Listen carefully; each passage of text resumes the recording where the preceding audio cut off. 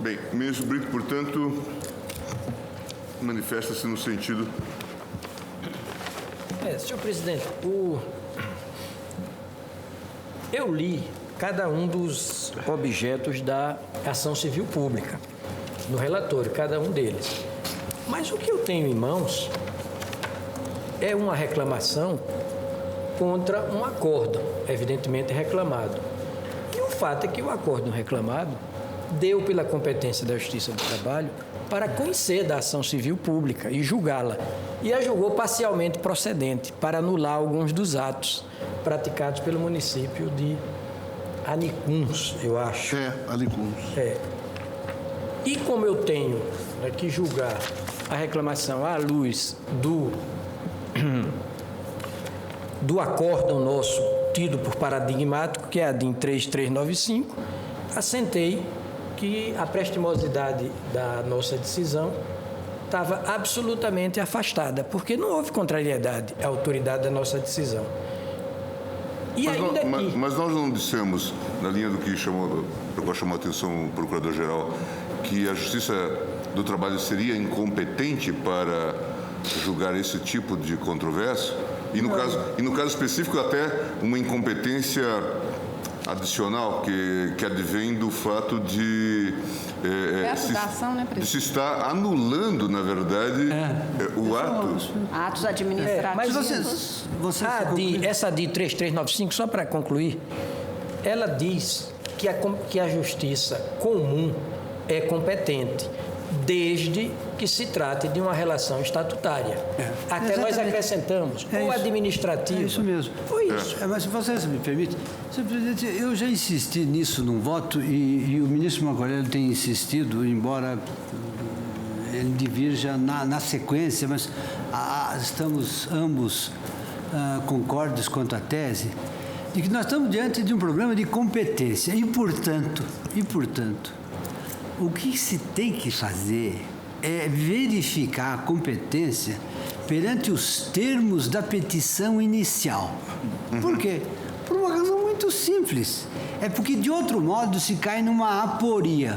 Em outras palavras, se nós tivermos que examinar o mérito da causa e, portanto, processar a causa para saber quem é competente, nós chegaremos ao seguinte absurdo, que nós vamos processar uma causa que, afinal, se tem que reconhecer que quem a julgou era incompetente porque, segundo as provas, ele não poderia ter conhecido.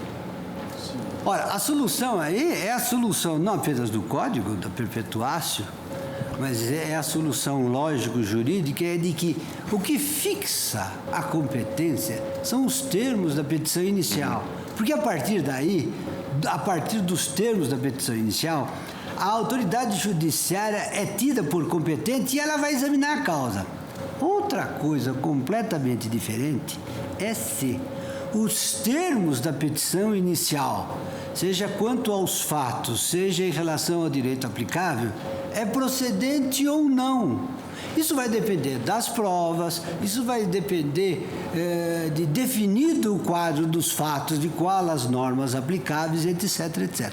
Em outras palavras, não é possível invocar numa decisão sobre competência dizer-se que ficou provado ou não ficou provado o fato tal, que devia ter sido provado ou não devia ter sido provado o fato tal.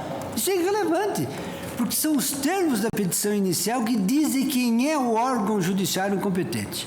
Ora, quais os pedidos que estão na petição inicial? O ilustre Procurador-Geral da República tornou a ler os termos da petição inicial, da qual fica claro que o Ministério Público está arguindo o seguinte, que foram admitidos servidores estatutários sem concurso.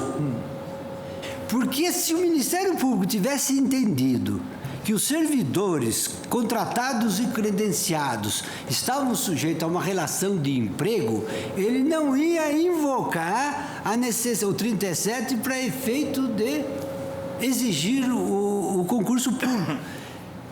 Em outras palavras, o Ministério Público está dizendo na petição inicial que, ao invés de fazer concurso público para admitir servidores sujeitos ao vínculo jurídico estatutário, a administração pública local, na verdade, serviu-se de tipos de contrato de credenciamento, de contratos de admissão inominados, etc., quando, na verdade, deveria ter feito concurso público. Ora, se a petição inicial nega a existência de uma relação de emprego, a Justiça do Trabalho não é competente. Mas não negou. Afirmou a relação de emprego, apenas exigiu o concurso, mesmo se tratando de emprego. E ele exigiu o concurso, Entendeu? Exigiu o ministro, concurso, mesmo porque se a tratando relação da seria Porque a administrativa. relação era estatutária, porque Não, se fosse... não é não. Porque a relação de emprego podia ser estabelecida. Perdoe-me, mas inclusive para contratar sob a égide da CLT, a administração pública tem que fazer o concurso Foi público. o que disse o MPT. Foi o que disse o MPT. Ao antigo presidente do tribunal, da lavra do eminente ministro Paulo Brossard, quando se discutiu pela primeira vez a propósito de um caso do Rio de Janeiro, que se impunha, mesmo para efeito de contratação com base na CLT, a prévia aprovação em concurso público. Nós temos uma abrangência a apoiar pessoas jurídicas, direito privado, sociedade de economia mista e empresa pública. Mas o que o ministro Pelúcio está dizendo, está correto, é que a Justiça do Trabalho não tem competência para anular os empregos. Não, presidente, porque a causa de pedir na ação ajuizada foi única. Ao invés de se contratar sob o regime da CLT por prazo indeterminado, se contratou sem concurso por prazo determinado, de forma temporária. Mas não seria a Justiça do Mas Trabalho? seria só. Mas não seria a Justiça do Trabalho? Chegamos àquela tecla. Definimos a competência pela ação proposta, né? Considerada matéria, considerada a prerrogativa de foro, considerado o valor e considerado também a competência territorial. Não seria a Justiça do Trabalho, a Justiça competente. Tanto é que uma vez eu fiz uma ironia com o hoje ministro Ives Gandra, procurador do Trabalho, dizendo que essa ação civil pública, em que o Ministério Público do Trabalho exigia a dispensa de empregados, porque é isto, é a resilição do contrato, fazia com que o Ministério Público do Trabalho e a Justiça do Trabalho se convolassem numa justiça do desemprego. Porque, no fundo, o que eles estão a propiciar é a anulação dos contratos. Eles não estão. Mas quase sempre, se sempre nós temos o judiciário especializado devesse atuar aqui no campo do MPT pediu anulidade. Isso. Se fosse o Ministério Público, deveria ser o Ministério Público estadual, não é? Competente e perante a Justiça estadual. Não, e mais, a Constituição é textual. Ela diz que a Justiça do Trabalho é competente para as ações oriundas de relação do trabalho. A ação proposta pelo Ministério Público não é oriunda de relação de trabalho. Ministro, a premissa certa ou errada da inicial é essa. O Ministério Público não tem relação de trabalho com ninguém. Contratados pela CLT, só que foram contratados sem concurso e por prazo determinado, de forma temporária. Se fosse até para a proteção do trabalhador, nós poderíamos admitir um modelo de um direito difuso ou um direito coletivo. Mas não se trata disso. Não, pelo contrário. Quer dizer, o Ministério Público não está agindo em função de algum contrato de trabalho que ele mantenha com a administração pública. Não é uma ação oriunda do contrato de trabalho. Eu vou pedir pesarosamente ao ilustre ministro relator, mas eu vou julgar procedente a reclamação, adiantando meu voto com o devido respeito, para declarar a incompetência da Justiça do Trabalho, anulando todas as decisões proferidas pela Justiça do Trabalho. Reconhecendo, então, o desrespeito ao julgamento plenário. Exatamente, porque o julgamento do plenário diz que é apenas quando... Aliás, que todas as relações entre servidores e administração pública são da competência da Justiça. Estatutárias. Disse a nossa... Estatutário foi insistido. Ou administrativas. Ou administrativas. Nem disse administrativa, parece que só disse estatutárias. Nós já dissemos. Nós aqui acrescentamos. Já dissemos. Nós aqui acrescentamos. Ministra Carminus. Senhor presidente, eu também vou pedir muitas vênias ao eminente ministro relator no seu brilhante voto, mas eu acho que aqui há, como aliás já foi ressalvado, primeiro, o próprio relator disse que não aprova, é isso, que não foi trazido à prova por parte do município que desfizessem desfizesse a indicação de que seria contratado. Não, Mas isso o município não provou que a relação era seja estatutária, seja administrativa. O município não provou. Significa dizer que... Aí, por exclusão, eu disse, a relação então é de trabalho. E aí eu acho que seria antecipação de mérito. Isso já é mérito da ação.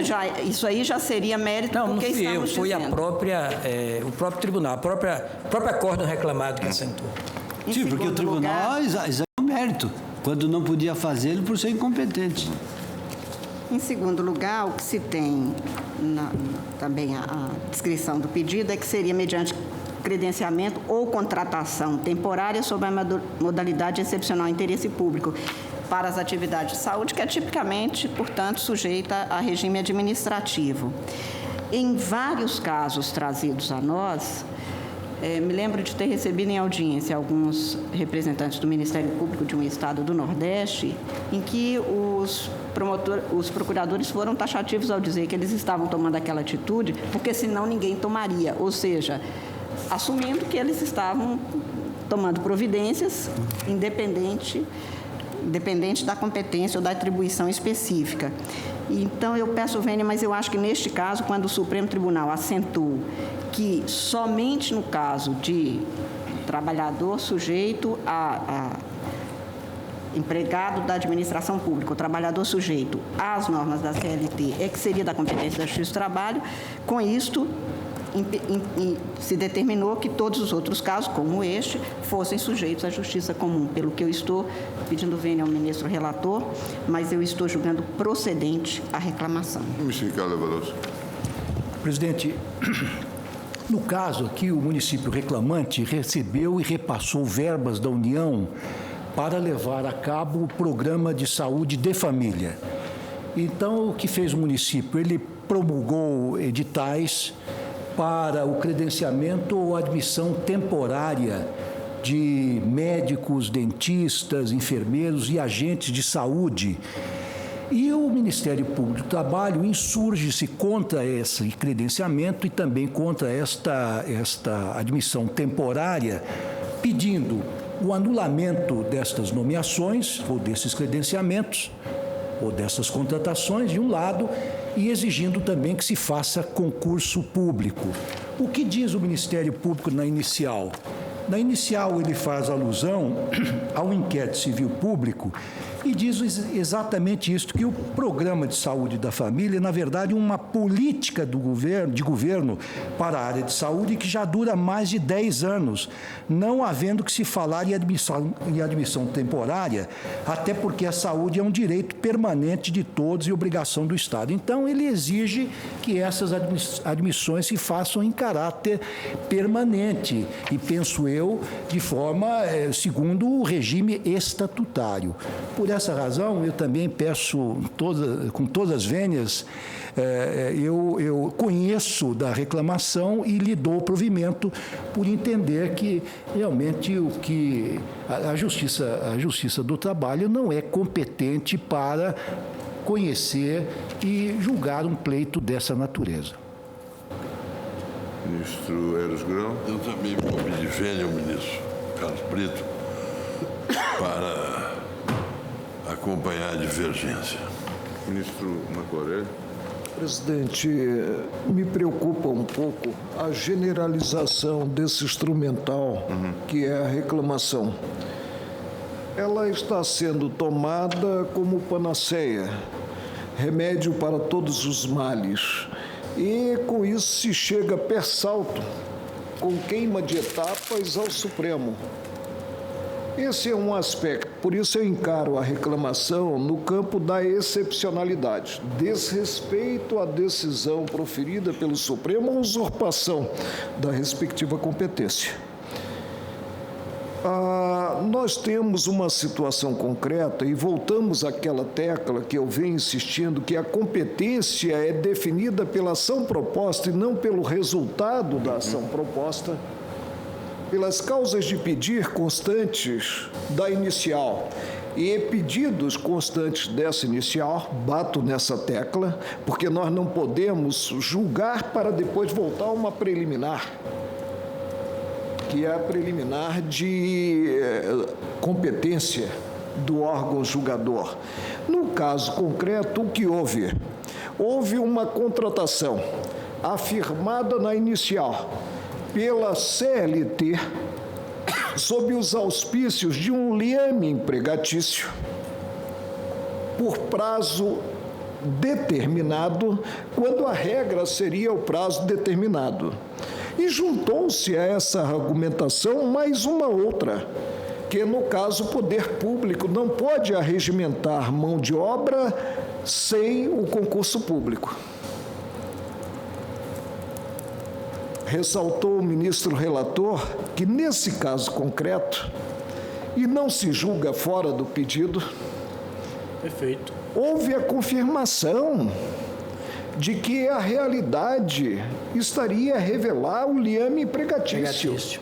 E se glosou a contratação temporária sem concurso público. E aí nós teríamos, e ressaltou o aspecto o ministro Ricardo Lewandowski, um segmento de trabalhadores no limbo. A prestação de serviços talvez não seja o caso concreto, mas o gênero no Brasil, já perdurando por 10 anos, sem ter-se uma definição concreta do regime, se é administrativo ou se o regime da CLT. E é aqui, repito, julgando o pedido inicial, do qual consta como causa de pedir o vínculo empregatício, se concluiu em segunda instância que a realidade estaria a demonstrar esse vínculo articulado pelo autor da ação civil pública. Peço vênia aos colegas que divergiram do relator para acompanhá-lo julgando improcedente o pedido formulado na reclamação. Ministro Celso. Eu vou pedir vênia aos eminentes ministros, relator e Marco Aurélio, para acompanhar a divergência, senhor presidente. Eu também, no sentido já do que me manifestei, entendendo que a decisão tomada na ADIM referida, 3395, não permitiria este tipo de ação, essa iniciativa por parte do Ministério Público do Trabalho e claro, também por parte da Justiça do Trabalho, com as vênias de estilo devidas ao eminente relator. É verdade que o ministro Marco Aurélio falou sobre a questão da reclamação, mas eu já tive um caso em que me ocorreu a ideia de que também a reclamação, de alguma forma, diante dos procedimentos de índole objetiva, também ela, muitas vezes, vai ganhando uma feição de processo objetivo. Quer dizer, a parte, muitas vezes, entra e nós decidimos, mas vamos decidir também com uma eficácia mais abrangente do que... É claro que haverá especificidades, mas especialmente... Em termos de pragmatismo, eu concordo com você. Haverá especificidades, claro, tendo em vista até casos concretos, decisões em RE, decisões em habeas corpus, mas em falando de decisões tomadas em sede de controle abstrato, de controle objetivo, né, a rigor nós vamos talvez ter possibilidade de... Há uma homenagem à unicidade do direito. Do direito, até porque quando o Supremo se pronuncia e claro, não porque do contrário, inclusive, e esse era um temor que nós tínhamos, né, de que acabemos por substituir a crise do recurso extraordinário pela crise da reclamação. Né? Daí a necessidade, mas eu só estou pensando alto, de que nós... Temos que considerar ainda. O número de processos com a capa rosa é muito maior do que o número de processos com a capa amarela. Neste caso, presidente, como foi definido antes que a competência da Justiça do Trabalho estava adstrita, na verdade estamos aplicando a 3395. Seria até interessante, o eminente Procurador-Geral chama a atenção que muitas das reclamações que nós temos decidido nesta seara dizem respeito a essas iniciativas do Ministério Público do Trabalho e da Justiça do Trabalho. Seria interessante até que trouxéssemos outros casos para talvez fixarmos uma orientação eventualmente simulada a propósito. Mas eu proclamo o resultado, julgou-se procedente a reclamação vencido o eminente relator, vencidos o eminente relator e o ministro Marco Aurélio, lavrará o acordo a ministra Carmen Lúcia. Ministra Carmen Lúcia, reclamação 4879, reclamante do Estado do Ceará, reclamada relatora do mandado de segurança número X do Tribunal de Justiça do Estado do Ceará. Essa é outra também, presidente, que diz respeito à ação declaratória de constitucionalidade número 4, que nos tem vindo aos montes. Mas, neste caso, eu vou relatar com maior brevidade, porque a interessada, fazendo um concurso para inspetor de polícia no Ceará, não aprovada numa das fases, impetrou um primeiro mandado de segurança, obteve a liminar para persistir no concurso. Aprovada no concurso e não tendo sido nomeada, e na sequência, tendo sido nomeado outras pessoas em detrimento da sua ordem de classificação, ele impetrou um segundo mandado de segurança e a desembargadora Maria Iracema do Tribunal Cearense deferiu a liminar para que houvesse a nomeação e é contra este deferimento neste segundo mandado de segurança, essa reclamação, alegando o Estado do Ceará que teria havido afronta ao descumprimento do que decidido na ação declaratória número 4. A Procuradoria-Geral da República se manifesta até pela procedência da reclamação e eu estou, se Vossa Excelência me permite votar, eu estou encaminhando votação no sentido, entretanto, da improcedência da reclamação, porque a desembargadora é taxativa, presidente, na decisão questionada, dizendo o seguinte: mal ferida a ordem de classificação. Nada tem a ver com a questão da... Determino que seja feita a nomeação, porque neste caso surge o que é do direito administrativo clássico. Então o fundamento é outro e, na verdade, tudo que é alegado como se fosse nomeação e tudo mais, que nem consta, aliás, da ação declaratória número 4, que ali é equiparação, é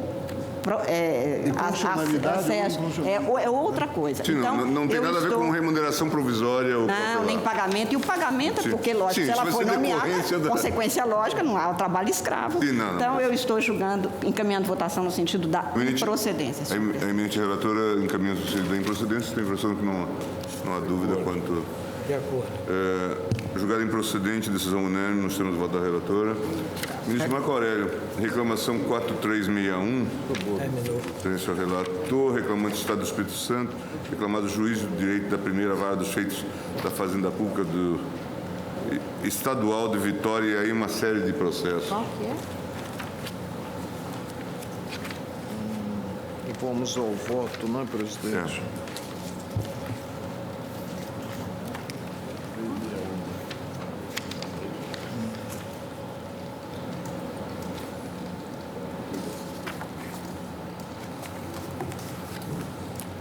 Presidente, inicialmente aqui consigno que os pedidos formulados pelo Estado do Espírito Santo dizem respeito a atos praticados em processos em curso no juízo de direito da primeira vara dos feitos da Fazenda Pública Estadual de Vitória, saber.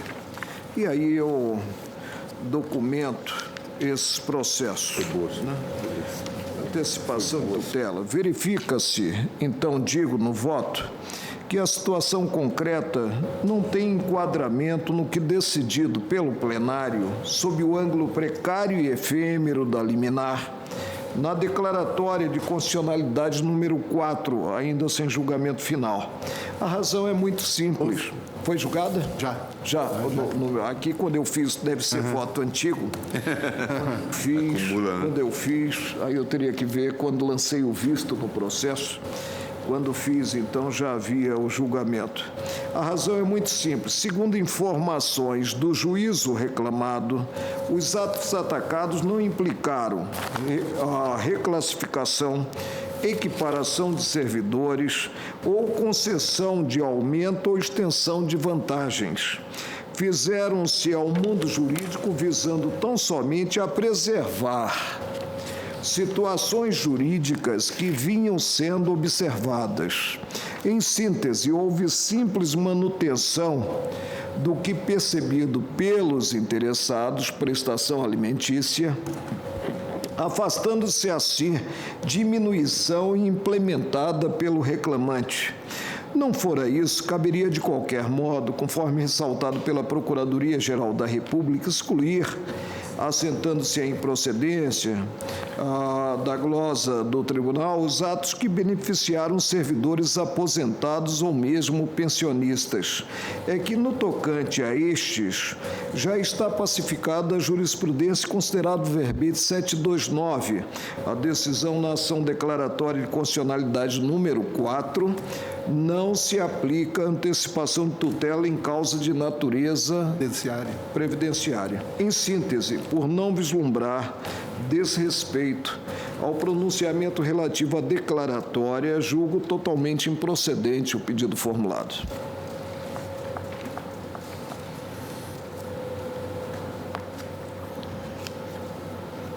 Senhores ministros.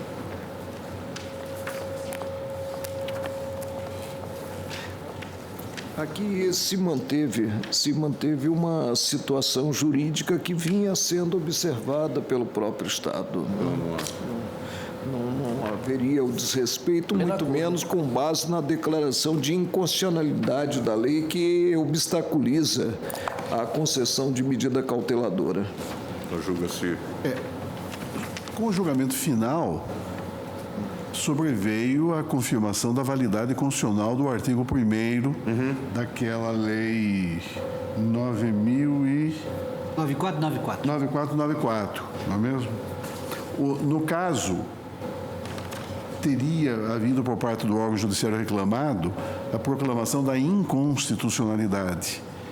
Quer dizer, afastada a incidência da súmula a que se referiu o eminente ministro Marco Aurélio, súmula 729, que proclama que a decisão na DC 4 não se aplica à antecipação de tutela em causa de natureza previdenciária, mas em relação, e súmula que incidiria, no caso, somente em relação a alguns dos interessados, mas não em relação à totalidade deles, porque em relação aos demais, o órgão judiciário, de que se reclama, teria concluído pela inconstitucionalidade do artigo 1º da Lei 9494 de 97.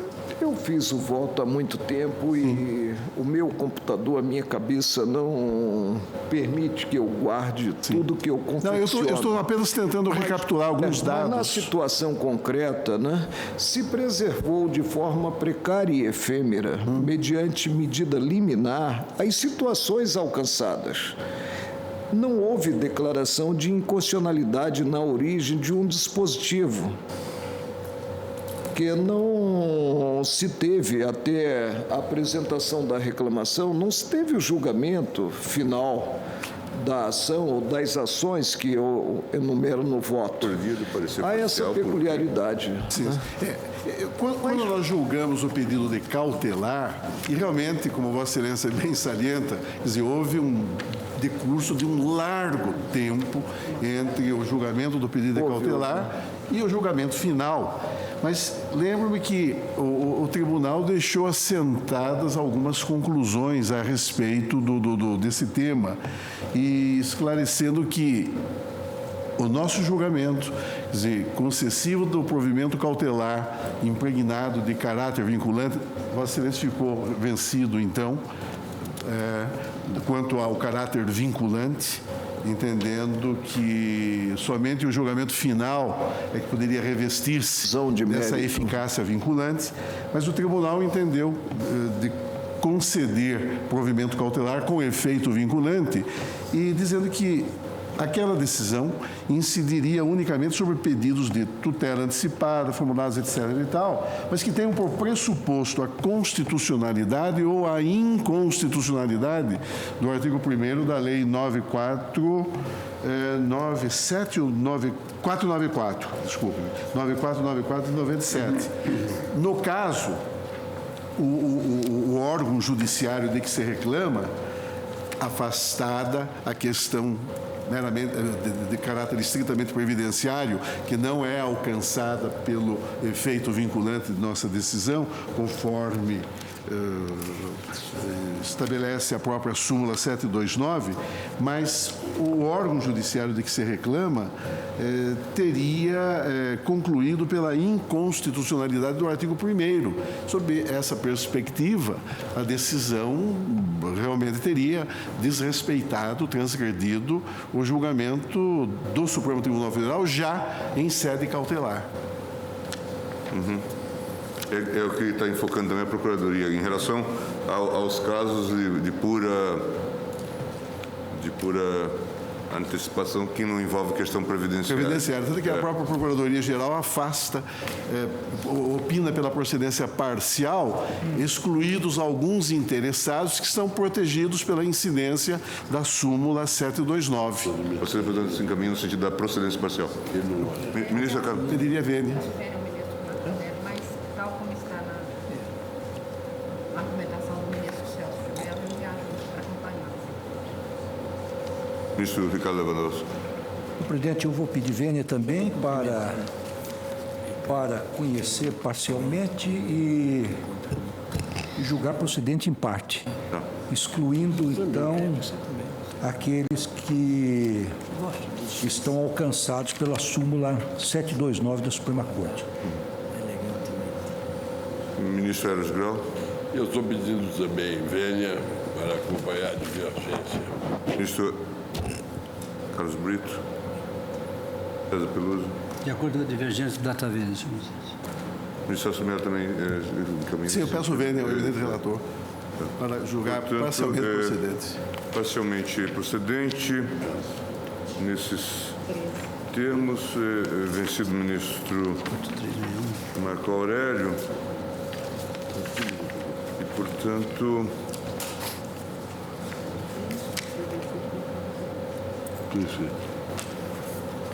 O ministro com a ressalva dos Celso de casos Mello... no mesmo sentido, da súmula 729, né? 729. Mas são para que sejam cassadas as decisões proferidas nos autos dos processos constantes. Esta parte final do parecer.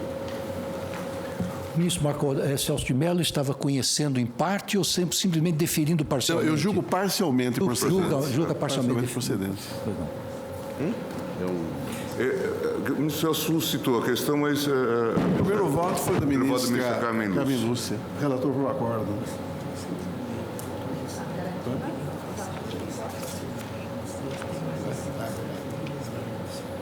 Ótimo.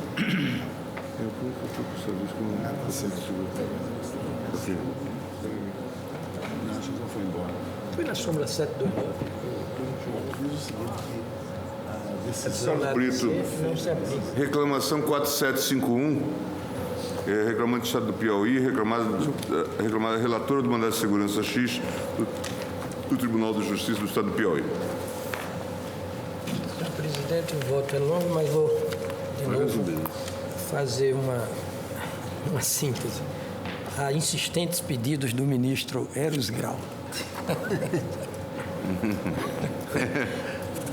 Senhor presidente, ao conceder a medida cautelar na ação declaratória de constitucionalidade número 4, a mesma ADC 4, o Supremo vedou apenas a concessão de tutela antecipada, não é que contrariasse o disposto no artigo 1º da Lei 9.497, e que nós vimos ainda há pouco sua redação, que não será concedida a medida liminar de mandado de segurança impetrados visando a reclassificação ou equiparação de servidores públicos ou a concessão de aumento ou extensão de vantagens. Aqui, a reclassificação ou equiparação de servidores públicos e a concessão de aumento ou extensão de vantagens, cuidam da específica situação em que um servidor público postula tais direitos em juízo. Reclassificação, equiparação, concessão de aumento, extensão de vantagens. O mesmo vale para o pagamento de vencimentos e vantagens pecuniárias de que trata o parágrafo 4º do artigo 1º da Lei 5.021, que é o seguinte: não se concederá medida liminar para efeito de pagamento de vencimentos e vantagens pecuniárias. Muito bem. A simples determinação para que candidatos, agora é o caso dos autos, a simples determinação para que candidatos participem das demais etapas de um concurso público, curso de formação, não ofende a decisão do Supremo na ADC 4. mesmo que daí decorra o pagamento de bolsa. É isso, estou só sabendo. A ministra Carmen Lúcia votou nessa linha. Então, por isso, eu estou julgando improcedente a ação. Ministros. Vossa Excelência está julgando improcedente. Improcedente. O formulário. Portanto, não é caso de ADC. Tudo parabéns. Julgado improcedente do sistema do voto do relator. Carmen Lúcia, temos duas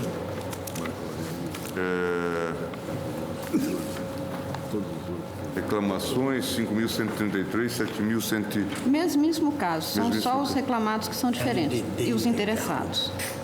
Reclamante, o primeiro Instituto Nacional do Seguro Social e Lucas Mateus Gonçalves Lousada, reclamado juiz federal da 32ª Vara do Juizado Especial Federal de Belo Horizonte. E a outra, 7181, reclamante Instituto Nacional do Seguro Social, reclamado juiz federal da 16ª Vara Federal, subseção do Juazeiro do Norte. Nos dois casos... Vossa Excelência... sim. Pode? Pensei que Vossa Excelência já tivesse votado. Não, nos dois casos tratam-se o INSS, o reclamante, e os juízes reclamados estabeleceram multa pessoal aos procuradores pelo não cumprimento da reclamação, da decisão que tinha sido proferida em detrimento do que foi decidido pelo Supremo Tribunal na ação direta de inconstitucionalidade 2652, na qual se entendeu que o artigo 14 do Código de Processo Civil haveria de ser entendido, interpretado e aplicado em relação a todos os advogados, inclusive os advogados públicos, e, portanto, as multas não seriam impostas senão aos réus e não à pessoa jurídica. E, por este caso, por este motivo, é que, nestes casos, eu estou encaminhando votação no sentido de julgar procedente as reclamações. Situação concreta, imposição de multa... No caso, eles são procuradores do INSS. Sim. Entraram com ação de revisão de benefício, no caso, e concessão de benefício de amparo ao deficiente no outro. E o INSS supostamente não teria cumprido, pelo que foi pedido ao juiz que se determinasse multa para o cumprimento. E a multa foi imposta expressamente aos procuradores do INSS, ao próprio procurador, que é o objeto da ação. Leio com algum detalhe, pelo menos um. Qual seria o acordo? O juiz da 32ª Vara, por exemplo, que é da reclamação 5133, condenou o INSS ao pagamento, fixou a multa processual em desfavor de Lucas Mateus, procurador do Instituto, porque ele teria sido, aspas, omisso no dever de proceder à exibição com evidente malícia processual. Então, o INSS interpôs recurso inominado, o juiz substituto da 32ª Vara Federal de Minas Gerais recebeu o recurso, mas manteve a multa ao procurador. Os reclamantes alegam descumprimento do que decidido por este Supremo Tribunal na ação direta 2652, na qual se firmaram o entendimento de que aos advogados públicos também é garantido que sejam submetidos exclusivamente aos ditames éticos impostos indiferentemente a todas as classes de advogados. A multa pessoal a advogado público, ao argumento de litigância de má-fé, nada mais seria, portanto, segundo os reclamantes, do que um subterfúgio para se desrespeitar o conteúdo essencial da decisão proferida na DIN 2652, que tratou de multa por descumprimento de determinação judicial, pois, além de não reconhecer, por um lado, que sanções disciplinares não cabem ao juiz da causa, mas à ordem dos advogados, procedeu a notória e desarrazoada discriminação entre advogados públicos e privados. A decisão teria descumprido também o que foi decidido na ação direta de constitucionalidade 1127, na qual se interpretou e determinou a forma de aplicação do artigo 7º, parágrafo 2º da Lei 8.906. O juiz prestou informações, confirmando ter determinado pagamento de multa processual por litigância de má-fé a ser suportado pelo procurador do INSS. E, portanto, eu estou aqui transcrevendo o que foi decidido na ação direta de inconstitucionalidade 2652, cuja emenda é a seguinte: ação direta de inconstitucionalidade, impugnação ao parágrafo único do artigo 14 do Código de Processo Civil, na redação dada pela Lei 10.358 de 2001. Impugnação ao parágrafo único do artigo 14 do Código de Processo Civil, na parte em que ressalva os advogados que se sujeitam exclusivamente aos estatutos da OAB da imposição de multa por obstrução à justiça, discriminação em relação aos advogados vinculados a entes estatais que estão submetidos a regime estatutário próprio da entidade, violação ao princípio da isonomia e ao da inviolabilidade no exercício da profissão, interpretação adequada para afastar o injustificado discrimen, ação direta de inconstitucionalidade julgada procedente para, sem redução de texto, dar interpretação ao parágrafo único do artigo 14 do Código de Processo Civil, conforme a Constituição Federal, e declarar que a ressalva contida na parte inicial desse artigo alcança todos os advogados com esse título atuando em juízo, independentemente de estarem sujeitos também a outros regimes jurídicos. Estou transcrevendo e, por isso, estou encaminhando a votação no sentido exatamente que diz pela procedência da reclamação. Presidente, creio que há uma diversidade que precisa ser considerada pelo plenário. Sim. Nós placitamos o Estatuto da Ordem quanto à impossibilidade de se impor multa ao profissional da advocacia. Sim. Não há a menor dúvida. Mas indaga se isso fecha a porta e sugerindo, inclusive, a reclamação. No caso de conclusão de má-fé da parte da litigância de má-fé e imposição da multa, creio que as coisas são diversas. Daí se ter falado em subterfúgio, que ao invés de o juízo aplicar a multa pela litigância de má-fé,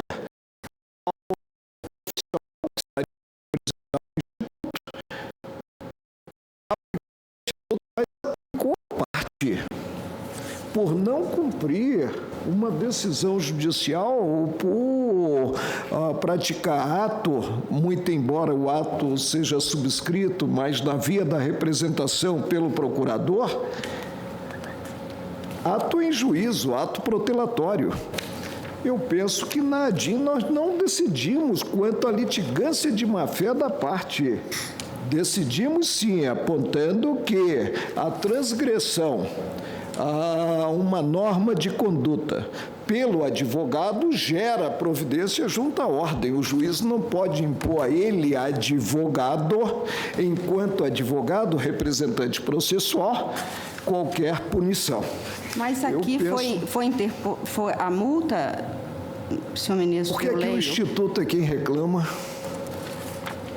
O Instituto reclama porque dois, né?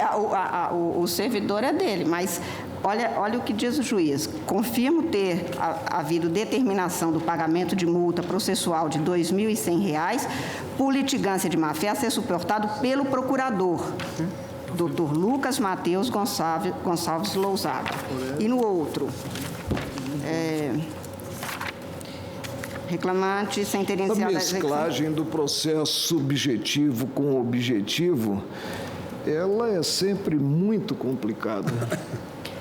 De toda sorte, eu entendi. De qualquer forma, presidente, eu peço venha a relatora e já adianto meu voto para não retornar à discussão, no sentido de julgar improcedente o pedido formulado.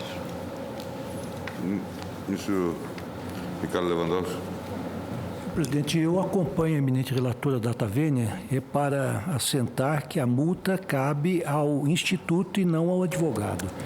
Se houve eventual culpa, stricto sensu ou lato sensu do advogado, o Instituto poderá eventualmente ter uma ação de regresso contra o advogado para ressarcir-se dessa multa que lhe foi imposta, penso eu.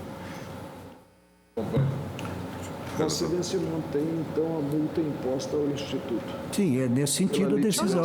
Eu não estou aliás, entrando não é isso. Isso não é problema daqui da O reclamação. Instituto não foi apenado. Quem foi apenado foi o advogado. Foi o advogado. Foi o Tá bom, procurador. então O entra, Instituto também entrou com reclamante. então essa questão não se colocou. Apenas nós estamos julgando procedente a reclamação Procedente para para que o advogado afastar. não suporte a multa. Exatamente. Em função do fato de que ele é alcançado pelas prerrogativas que o Estatuto da OAB lhe confere, embora sendo advogado autárquico. Sim. Tá, eu concordo com essa tese. Ministro Brito.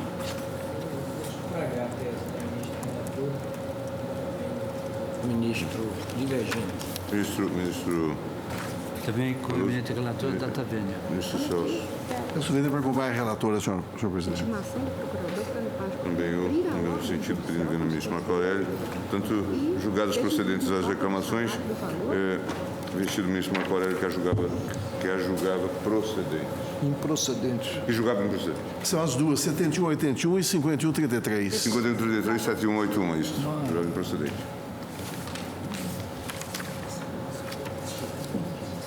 Tá, então vocês vão ter que passar outra. Deixa aqui do... Procedente. Tem um que está impedido. Está impedido. Aquele que está... Um guardanapinha, fui puxar.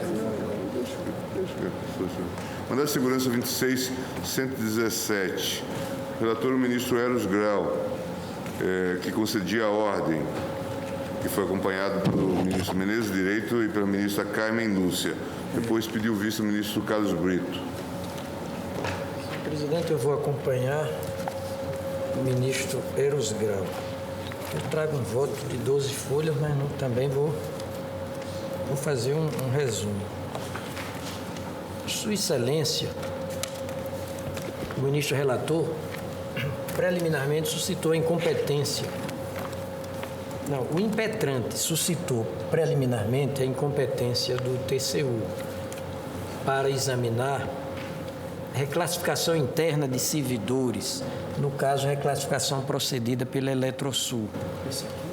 O ministro deixou bem claro que, mesmo não se tratando de apreciação para fim de registro, de legalidade dos atos de admissão de pessoal a qualquer título, ainda assim o TCU teria competência por outro dispositivo constitucional, que é exatamente esse, o inciso 4º do artigo 71, cuja redação é realizar por iniciativa própria da Câmara dos Deputados e do Senado Federal de comissão técnica ou de inquérito, inspeções e auditorias de natureza contábil, financeira, orçamentária, operacional e patrimonial nas unidades administrativas dos poderes legislativo, executivo e judiciário e das demais entidades referidas no inciso 2. Portanto, eu também afasto a preliminar na linha do voto do relator. Mas acompanho ainda o ministro Eros Grau, também acompanho o ministro, quando observou a circunstância de a Eletrosul não ter sido criada por lei, não afasta a competência do Tribunal de Contas, nem lhe retira o caráter de sociedade de economia mista. Quanto ao mérito, eu mais uma vez acompanho Sua Excelência, o ministro relator Eros Grau.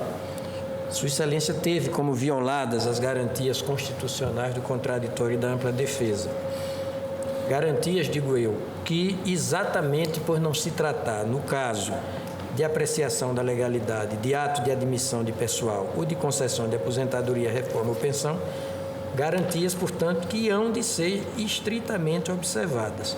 Daí o teor da nossa súmula vinculante de número 3, aspas, nos processos perante o Tribunal de Contas da União, asseguram-se o contraditório e a ampla defesa quando da decisão puder resultar anulação ou revogação de ato administrativo que beneficie o interessado, excetuada a apreciação da legalidade do ato de concessão inicial de aposentadoria, reforma e pensão. No caso, senhor presidente, tramitou perante a Corte de Contas um processo que resultou na anulação do ato administrativo de ascensão funcional do impetrante, sem que este o impetrante fosse intimado para se defender. e não atende às garantias constitucionais à espontânea interposição de recurso de reexame, que, aliás, nem houve no processo em causa. Todos sabemos que a amplitude da defesa exige que o interessado seja ouvido e possa produzir provas antes de qualquer decisão de mérito. Sobretudo como nesse caso, né? Que uma decisão que resultou na anulação do ato de mobilidade vertical do impetrante. O ministro põe ênfase no princípio da segurança jurídica, que, segundo ele, resultou vulnerado, eu também entendo assim. Basta lembrar que o ato de ascensão funcional do impetrante ocorreu em setembro de 1993. Setembro de 1993. E o acórdão do TCU é de 2004. Quer dizer, 11 anos, portanto. Neste cenário... Nós estamos nos defrontando com vários casos assim, mandados de segurança impetrados contra o TCU. Cassações de aposentadorias. Aliás, denegação de registro, desculpe, não cassação. Denegação de registro 9 anos após a concessão. Que é aquela questão que está posta. 11 anos é um lapso, né, de tempo alongado que gerou na subjetividade do impetrante uma razoável expectativa de consolidação da sua situação jurídico-subjetiva. Então, eu estou acompanhando o eminente relator, teço muitas considerações sobre o princípio da segurança jurídica e concluo dizendo que tenho por inaplicável o caso concreto a de 837, é que o ato de ascensão funcional questionado não se lastreou em nenhuma das normas cuja eficácia foi suspensa em 11 de fevereiro de 1993 por este Supremo. E ainda que assim não fosse, o julgamento da ação direta não implica a automática desconstituição dos atos concretos em desconformidade com a lei. É preciso que a administração pública baixe um ato concreto, ou seja, não é automática. É imperioso que a administração pública baixe o ato, respeitando, porém, as chamadas cláusulas pétreas de preclusão, até mesmo para salvaguardar o encarecido princípio da segurança jurídica. Então, ante o exposto, senhor presidente, eu acompanho o ministro relator para conceder a segurança. Ministro Ricardo Lewandowski. Também, senhor presidente, sobretudo em homenagem ao princípio da segurança jurídica. E também eu vejo que o Instituto da Decadência Administrativa se perfez no caso. Ministro César Peluso. De acordo. Acompanho o relator, presidente, não houve o respeito ao devido processo legal. Os beneficiários da ascensão tinham uma situação constituída e o desfazimento pressupunha a possibilidade do contraditório. Também, senhor presidente, acompanha integralmente o douto voto proferido pelo eminente ministro Eros Grau, agora com os elementos produzidos também pelo eminente ministro Carlos Brito. Entendo que a deliberação do Tribunal de Contas da União, no caso, ofende claramente a garantia constitucional do devido processo, de um lado, e transgride de maneira frontal o postulado da segurança jurídica e o princípio da confiança, especialmente em face... Eu até digo isso, o princípio da confiança. Quer dizer, o decurso de tão largo período de tempo culmina por incutir no espírito do administrado a justa expectativa da plena regularidade do ato. E há, neste caso, precedentes valiosos desta Corte, um da lavra, acho que o primeiro da lavra de Vossa Excelência, senhor presidente, e outro do eminente ministro César Peluso, mas eu também relembro um antigo julgado do Supremo Tribunal Federal, de que foi relator o saudoso ministro Bilac Pinto, e que se acha publicado na RTJ 83, página 921, quando se dá o tardio desfazimento de determinados atos acoimados de ilegais. Eu acompanho inteiramente o eminente ministro Eros Grau. Eu também, eu faço. Lembrando que há uma série de precedentes, alguns da relatoria do ministro Marco Aurélio, foi o primeiro a suscitar a questão da aplicação do devido processo legal nesses procedimentos administrativos. Também o ministro Sepúlveda pertence. Depois a questão veio a plenário e nós tivemos também outras discussões, agora já à luz também do princípio da segurança jurídica. Vossa Excelência citou até Almiro do Couto Silva. Exatamente, no caso, e o professor Miguel Reale, naquele caso... Anulamento, né? Anulação, anulamento em que ele aplicava a lei de prescrição contra o poder público, porque à época nós não tínhamos um limite para o prazo para a anulação dos atos.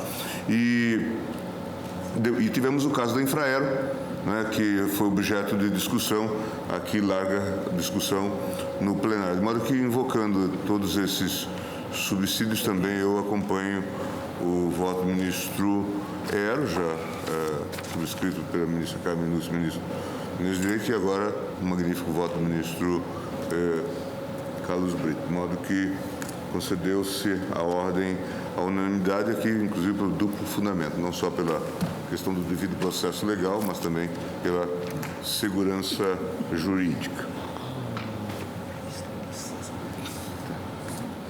Ministro César Peluso, ação direta de inconstitucionalidade 2913, que nós temos a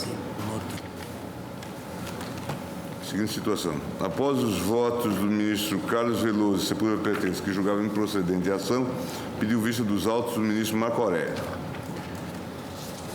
Após os votos do ministro Marco Aurélio Carlos Brito, julgando procedente a ação, e dos votos da ministra Carmen Lúcia, o ministro Eros Grau, acompanhando o relator, julgando improcedente a ação, pediu vista do ministro César Peluso.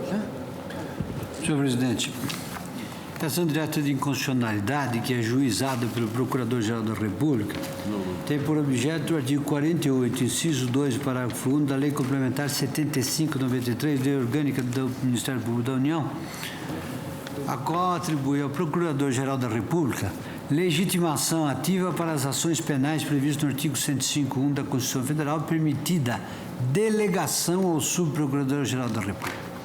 Alega o demandante que tal dispositivo iria transposto os limites das atribuições constitucionais conferidas ao Procurador-Geral, bem conferido a correspondência de níveis com os quadros estruturais dos demais poderes da União.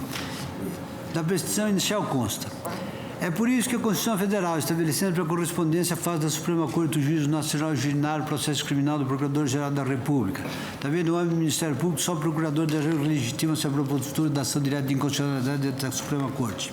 É do Procurador-Geral da República a legitimação exclusiva à representação interventiva para assegurar a observância dos princípios constitucionais nominados na Carta. Sem dúvida que nesse espaço, representação interventiva da União no Estado-membro, a Constituição Federal expressamente legitimou o Procurador-Geral da República a postular, portanto, ante o Superior Tribunal de Justiça no caso de recusa à execução da lei federal, mas pela própria Constituição Federal, e feito não para quebrar o sistema de correspondência preservado do julgamento, mas tendo em conta a natureza do pleito, que é sempre de intervenção da Federação na unidade federada.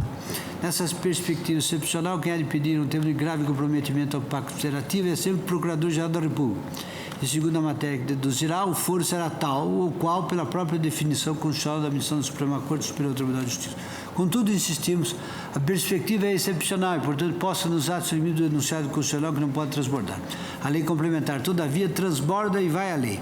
Com efeito, nada há na Constituição, expressa ou implicitamente, que legitime a atuação do Procurador da República no Superior Tribunal de Justiça, salvo a real e unívoca a situação que se vem a examinar. É extravagância inconstitucional titular Procurador-Geral para denunciar originariamente o Superior Tribunal de Justiça, conselheiro do Tribunal de Contas de município, juiz do Tribunal Regional Federal, Procurador-Geral da República, por exemplo. Quebra-se com a correspondência de níveis que a Constituição marcou por existentes no sistema judicial brasileiro, porque sempre houve, para recordarmos as palavras do magistrado Francisco Rezec, que só pelo texto constitucional expresso nos limites do que exprime pode ser excepcionado por supressão ou ampliação. O relator, ministro Carlos Veloso, na sessão de 17 de 2005, julgou improcedente a ação e declarou a constitucionalidade do artigo 48, inciso 2, parágrafo 1 da Lei Complementar 75. Entendeu que o fato de a Constituição cometer determinadas atribuições ao Procurador-Geral da República não implica que outras não possam ser-lhe conferidas por lei. Além disso, diz: do disposto no 102, 1b, que estabelece a competência originária do Supremo Tribunal Federal para processar e julgar o Procurador-Geral da República das infrações penais comuns, não decorre data vênia que as atribuições do Procurador-Geral somente são exercidas perante a Corte Suprema. O mesmo pode ser dito do fato de a Constituição conferir ao Procurador legitimidade ativa para ação direta de inconstitucionalidade. Sua Excelência foi acompanhado pelo ministro Sepúlveda Pertence. O ministro Marco Aurélio, na sessão de 14 de agosto de 2008, proferiu voto vista pela inconstitucionalidade do preceito por, nas palavras de Sua Excelência, discrepar do sistema consagrado na Constituição Federal, do princípio com o qual guarda pertinência à proporcionalidade. No mesmo sentido, votou o ministro Carlos Brito. Votaram ainda a ministra Carmen Lúcia e o ministro Eros Grau, acompanhando o relator pela improcedência da ação. Pedi vista. Com devido respeito, tenho por improcedente a ação. Ultrapassada a questão da inépcia da inicial, examino o mérito. A norma impugnada, a meu juízo, não exorbitou.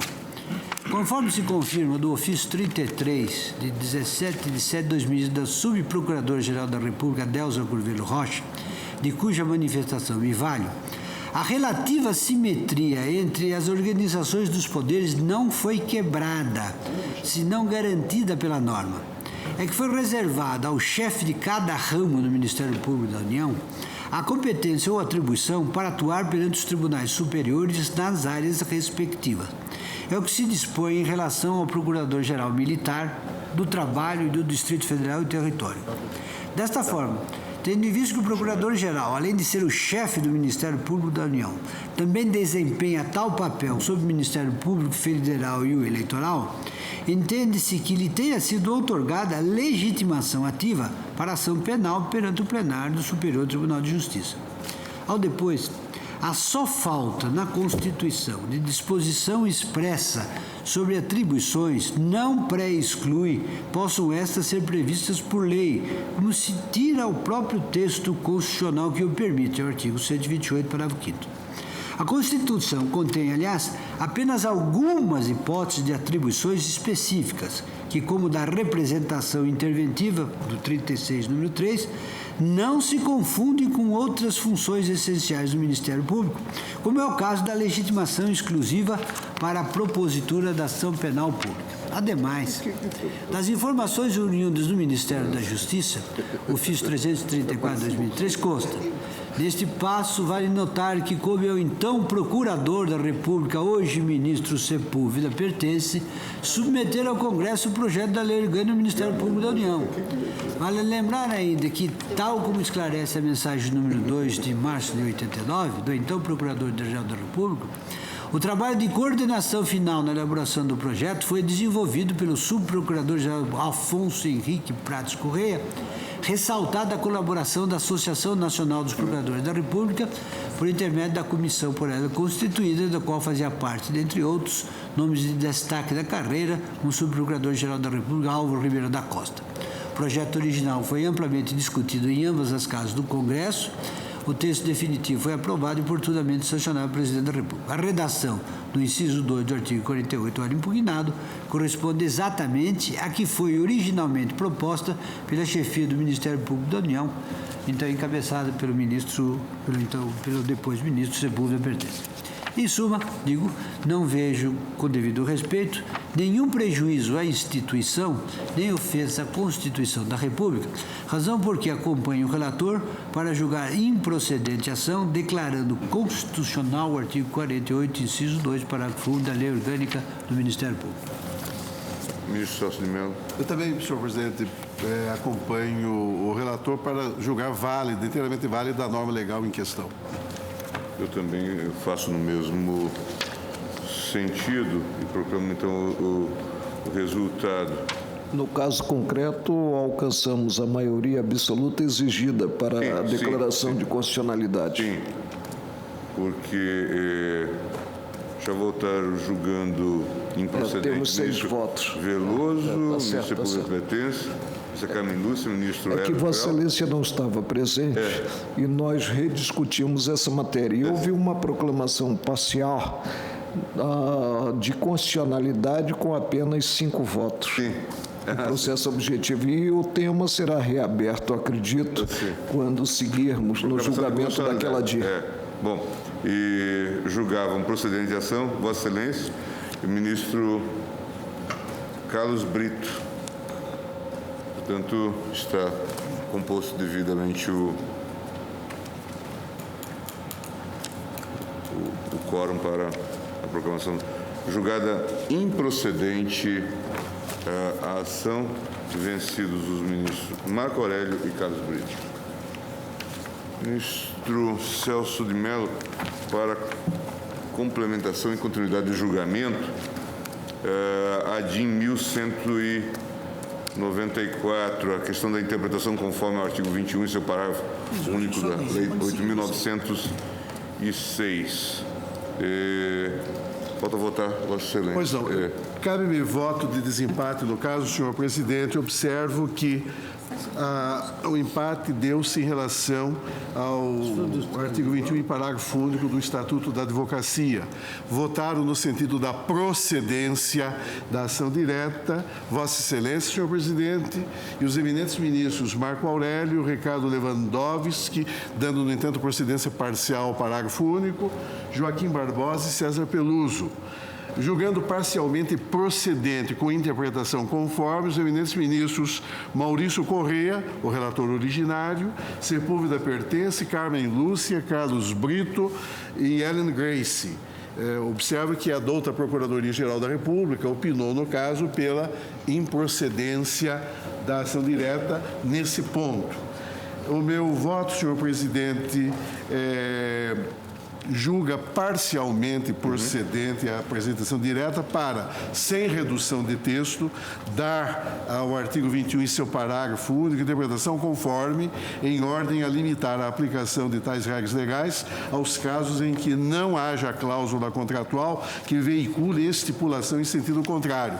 Eu observo que quando no julgamento do pedido de cautelar, momento em que esse entendimento veio a prevalecer, eu participei com voto concorrente nesse mesmo sentido, como eu observo aqui nas razões que exponho em meu voto. Em síntese, senhor presidente, e com base nas razões aqui expostas neste voto, que farei juntar aos autos, eu então peço vênia para julgar parcialmente procedente a ação direta no que se refere ao artigo 21 e seu parágrafo único para, sem redução de texto, dar-lhes interpretação conforme, em ordem a limitar a aplicação dessas regras legais aos casos em que não haja cláusula contratual que veicule estipulação em sentido contrário. Eu, portanto, acompanho o voto do eminente ministro relator. Relator, ministro Maurício Corrêa. Então. Perfeito.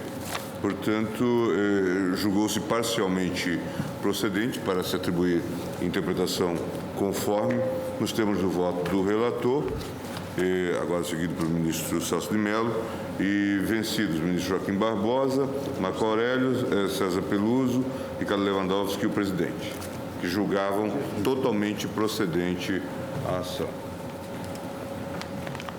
Há uma outra, essa ainda cautelar, não é? Pois é. Medida cautelar em ação direta de inconstitucionalidade 1924.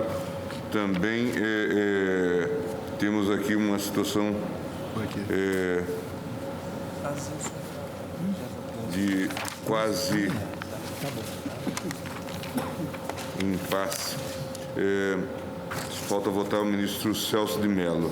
Indefere a cautelar o ministro Nérida, indeferiam o ministro Nérida Silveira, ministro Nelson Jobim, Joaquim Barbosa, Lewandowski e Ellen Grace. Deferia-se parcialmente cautelar apenas em relação ao artigo 9º da medida provisória 1715 de 98, ministro Maurício Corrêa, Sepúlveda Pertence, ministro Carlos Brito, ministro César Peluso. E deferia integralmente a cautelar o ministro Marco Aurélio. Sim. É verdade. Eu só quero registrar que esse longo tempo não se deve a mim. Não, claro. Mas, de qualquer maneira, senhor presidente, Vossa Excelência resumiu bem. Votam, a questão toda diz respeito ao desempate quanto ao artigo 9º da MP 1715, primeira edição de 98. No caso aqui, não houve, inclusive, parecer da douta Procuradoria-Geral da República, medida cautelar. Votaram pelo deferimento da medida medida cautelar somente quanto a esse artigo 9º, os eminentes ministros Marco Aurélio, que defere, na verdade, totalmente a cautelar, Sepúlveda Pertence, Maurício Corrêa, Carlos Brito e César Peluso, votando pelo indeferimento da medida cautelar relativamente ao artigo 9º, os eminentes ministros Nery da Silveira, relator, Nelson Jobim, Joaquim Barbosa, Ricardo Lewandowski e Ellen Grace. Eu, senhor presidente, peço vênia, pronunciando-me unicamente quanto ao artigo 9º da MP 1715, agora já em sua terceira reedição, 98, e a cujo respeito registrou-se empate na votação, para, em juízo de delibação, acompanhar os outros votos proferidos pelos eminentes ministros Nery da Silveira, relator, Nelson Jobim, Joaquim Barbosa, Ellen Grace e Ricardo Lewandowski, considerados os fundamentos que lhes dão suporte.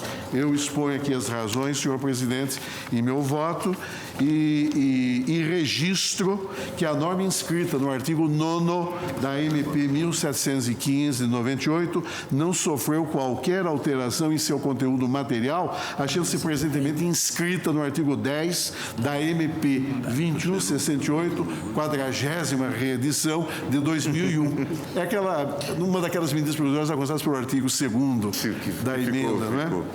Com essas considerações, então, senhor presidente, eu peço vênia para indeferir o pedido de suspensão cautelar da eficácia do artigo 9º da MP 1715/98, hoje considerando o artigo 10 da MP 2168 de 2001.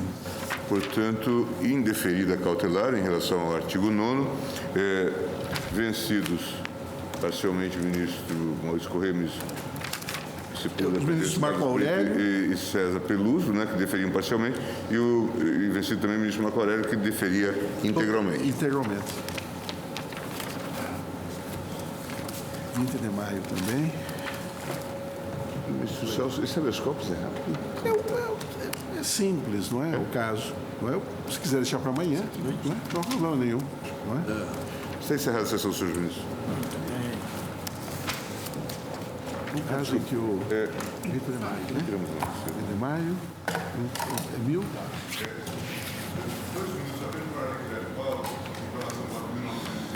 Ministro Ricardo Lewandowski, questão de ordem e ação penal 469 da relatoria da ministra Carmen Lúcia.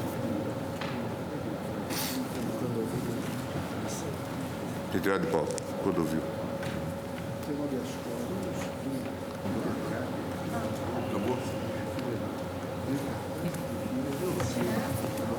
Está encerrada a sessão.